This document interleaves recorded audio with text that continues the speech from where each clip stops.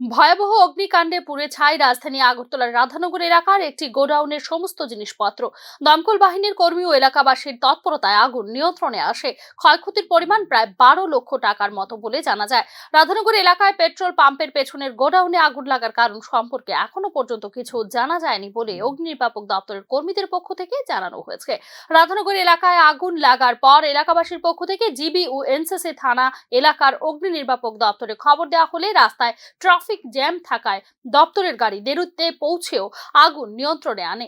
নির্দিষ্ট সময়ে একটু পরে অগ্নি নির্বাপক দপ্তরের গাড়ি পৌঁছলে এলাকাবাসী দপ্তরের কর্মীদের সঙ্গে দুর্ব্যবহার করেন বলে অভিযোগ করেছেন অগ্নি নির্বাপক দপ্তরের কর্মীরা।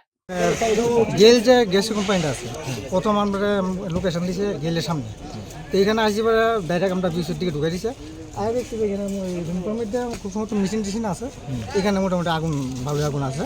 তো আমরা কাজ করতেছি, এমন সময় পাবলিক এক দুইজন মোটামুটি ভালোই মানে বৃষ্টিকালি কাজ করছে, কাজ করতে পারতেছি না। এনে লোকালি বৃষ্টিকালি কাজ করছে, এই যে প্রকাশ করার মতন। এরপরে করতেছে 1.5 ঘন্টা পরে আইসে, আরে দাদা আমরা এত জামের মধ্যে এত বড় গাড়িটা নিয়ে কী করে এটা, আমরা কি হেলিকপ্টার নিয়ে না?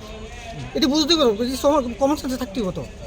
তো একটা গাড়ি, এত বড় একটা গাড়ি, রাস্তার মধ্যে জাম, ট্রাফিকে পারতেছে না কোনো করতো, তা আমরা কী করি আমাকে না?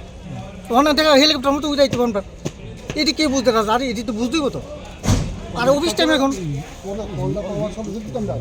কি কন্ডিশন আছে এখন মোটামুটি আয়ত্ত আইসে। কি কি ক্ষতি হয়েছে? ক্ষতি বলতে এখানে মেশিন দেখলাম, একটা ছোটো একটা মেশিন, একটা আলমারি ছিল, আর লোহার একটা মানে খাট বলে, খাটে লোহার খাটের রুম, এই আর কিছু না। কিসের থেকে আগুনটা লাগতে পারে?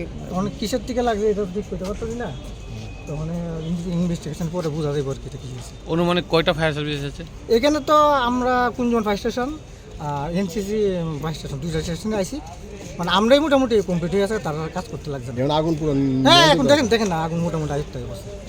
আপনার নামটা স্যার? আমার নাম রতনশীল।